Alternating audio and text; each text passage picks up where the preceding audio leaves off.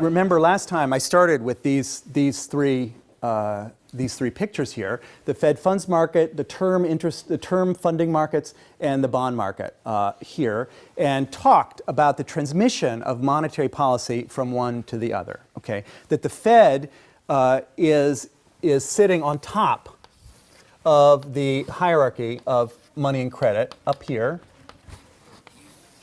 Okay.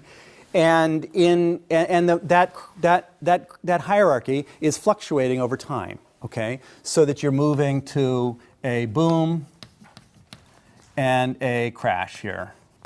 You're moving back and forth between these. And what the Fed is trying to do, because it's taken on responsibility for supporting the system, if there really is a crash, it tries to control these fluctuations, okay, to keep the boom from being quite so boomy and to keep the crash from being quite so crashy, okay. And it does this by manipulating the money supply, you could say, or in this class we focus much more on the money rate of interest, okay. So there's the story here that if you think that you want to, if we're too much elasticity is the problem. Okay, that is to say, too boomy. Okay, too much credit. Okay, too much expansion. The Fed can try to make settlement harder. Okay, make it more painful, more expensive to put settlement off till tomorrow. Okay, and not do it today. By making it more expensive, that's just by raising the Fed funds rate. Okay, say you raise the Fed funds rate, then that's the cost of putting settlement off till tomorrow. Okay, so the Fed can respond. The Fed can raise the Fed funds rate. Okay, I'll call that RFF for Fed funds rate. Raise the Fed funds rate. Okay. And that has consequences for the dealers that are making funding markets, okay, that they raise the term interest rate, okay. That's the rate that dealers pay who are funding their inventories of bonds. And so that makes it more expensive for them to hold inventory, so they don't want to hold so much inventories. And they try to get rid of them by making bonds cheaper. Okay, so there's this transmission mechanism from the overnight interest rate to the term interest rate to asset prices here. Okay, this is what the Fed does. This is the consequence of dealer activity, and this is the consequence of dealer activity. The Fed is not setting these prices; these are responses, because this dealer is experiencing that when the Fed funds rate goes up, the spread between the term rate and the Fed funds rate shrinks. So the profitability of his business shrinks.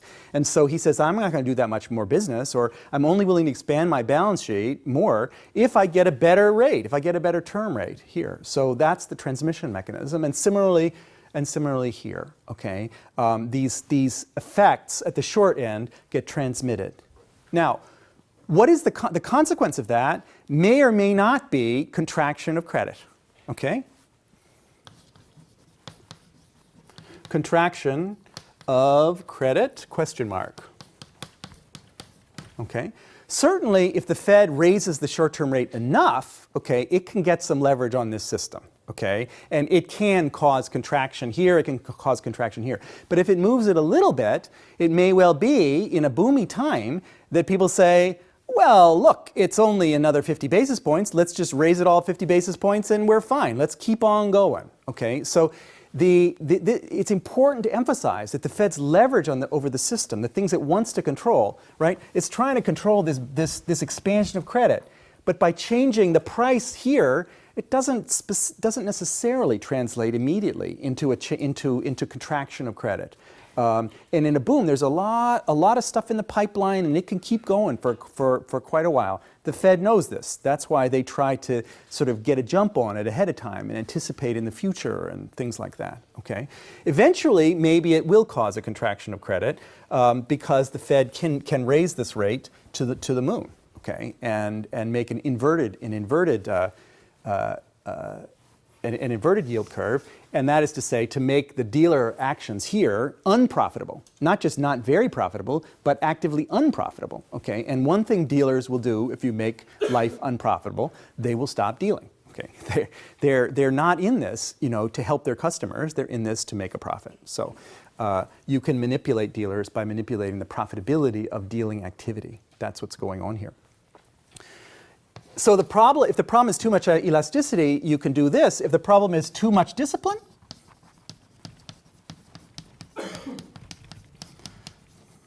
okay, so if the system is crashing, okay, you can try the opposite, right?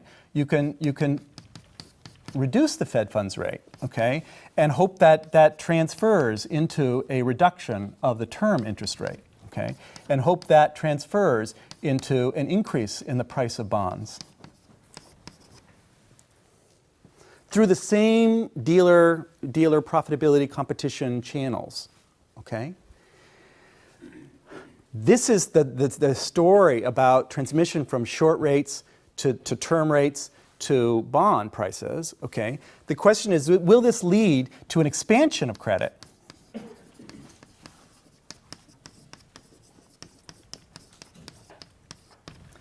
And the answer is, again, not necessarily. Not necessarily. Somebody has to be demanding this credit. And in order for that, they have to have some anticipation that it's going to be profitable to do something new. And this is, of course, the situation we're in right now in the United States. Interest rates are basically zero. There's nowhere else to go. The Fed is pushing, on a string, as Keynes would say, with this QE3 now it's embarked upon, trying to somehow get a vigorous expansion of credit underway, and it's not having a hell of a lot of luck, okay, with this. There's an asymmetry here. The Fed can always stop the economy in its paces by getting the Fed funds rate high enough. Okay? It cannot always jumpstart the economy by getting the interest rate low enough. Okay? There's an asymmetry, and that asymmetry comes from the survival constraint, the settlement constraint, right, which is asymmetric. The settlement constraint says, right, you have to pay your bills as they come due. It does not say you have to make promises about the future. It doesn't say that at all. It just says that the promises you've made in the past, you have to settle with today. Okay? So it's asymmetric. Okay? It's the people who made promises who are on the hook. And you can make it more difficult for them. Okay? But just by making it easier for them doesn't mean they'll make more promises. Okay? They may just deleverage. They may just keep paying back their debts and not making new ones. Okay? And that's what's going on. Okay? All over the world.